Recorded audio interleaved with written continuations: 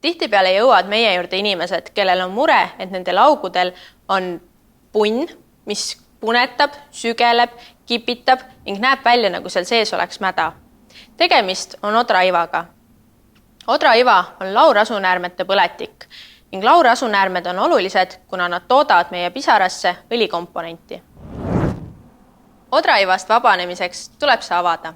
Kõigepealt peab silma peale tegema sooja kompressi. Selleks võib kasutada näiteks meigieemalduspatja või lusikat. Teha see kraanivee all soojaks ning asetada silmale.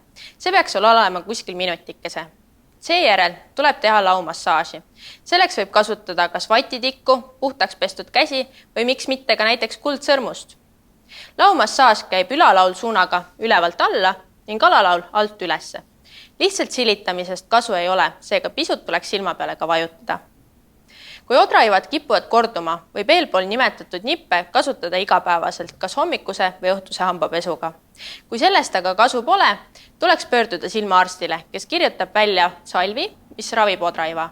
Kui ka see ei aita, siis on võimalik juba kirurgiliselt sekkuda. Kui sul on lisaküsimusi odraivade kohta, siis jäta need meile kommentaari.